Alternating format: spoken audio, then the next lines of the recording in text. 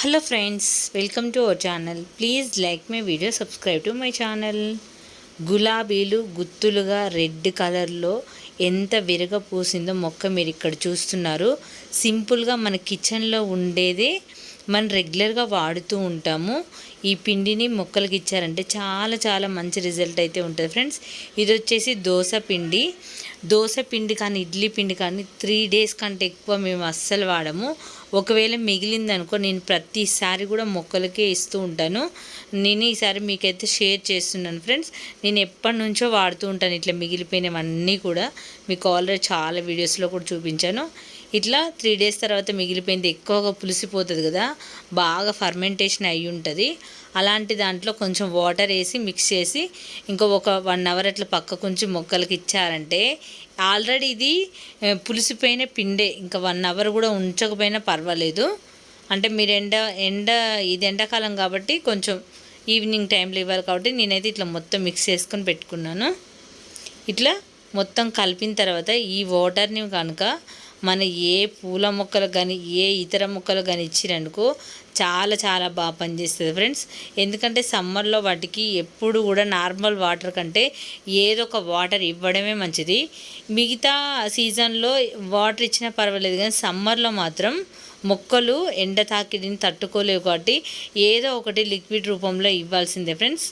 ఇట్లా ఆ దోశ పిండిని అయితే మొత్తం వాటర్లో నానవేసుకున్నాను నేను. ఇంకా మేము ఎప్పుడైనా సరే 3 days కంటే ఇంకా మేము వాడము. ప్రతిసారి నేను ఇలాగే చేస్తూ ఉంటాను. ఇట్లా మొత్తం కలిపేసిన సైడ్లకు కూడా పిండి అంతా పట్టేసుకుంటే అదంతా కూడా దాంట్లో వేసి మొత్తం మిక్స్ చేశాను. ఇట్లా మిక్స్ చేసిన దాన్ని మనము ఇంకా వాటర్లో డైల్యూట్ చేసుకొని మొక్కలకి ఇచ్చుకోవడమే. ఇచ్చుకున్న తర్వాత చూడండి, ఇప్పుడు ఈ మందార చూడండి ఎట్లా వస్తున్నాయి, మందార కానీ గులాబీ కానీ.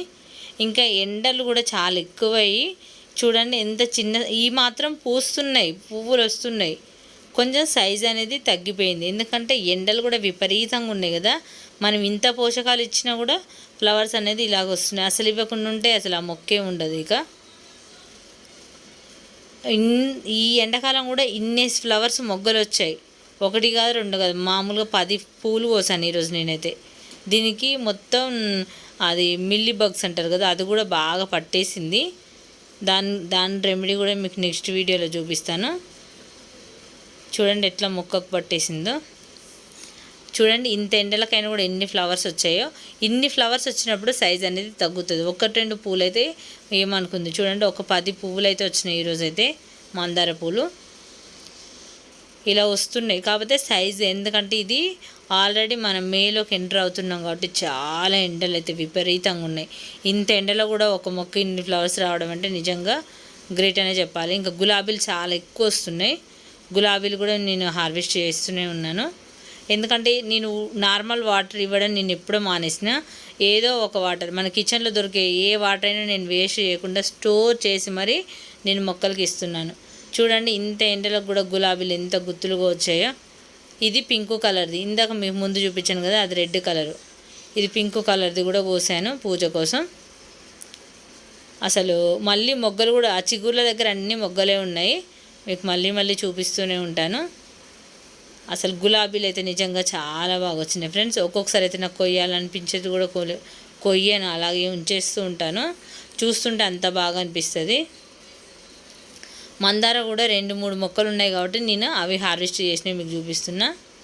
ఇది రెడ్ కలర్, ఇది ఎంత బాగుంది చూడండి. ఈ రెడ్ కలర్ మాత్రం చాలా బాగుంది ఫ్రెండ్స్.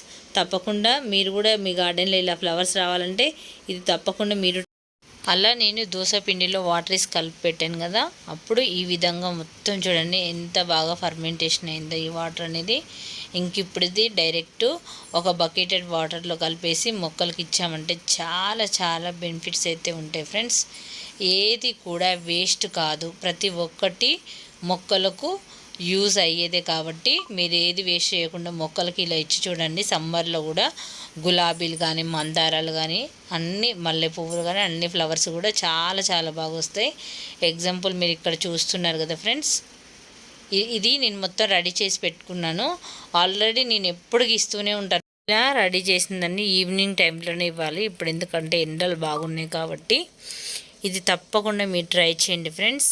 ఇలాంటి ఫ్లవర్స్ మీ గార్డెన్లో కూడా విరగపోస్తాయి. ఇది ఫ్రెండ్స్ ఈరోజు వీడియో అయితే. ఈ వీడియో నచ్చినట్లయితే లైక్ చేయండి, ఛానల్ని సబ్స్క్రైబ్ చేసుకోండి ఫ్రెండ్స్. ఇలాంటి సింపుల్ రెమెడీస్ మీరు ట్రై చేసి మీ మొక్కలకి ఇచ్చేయండి. Thanks for watching friends. మీకు ఏమైనా డౌట్ ఉంటే కామెంట్లో అడగొచ్చు.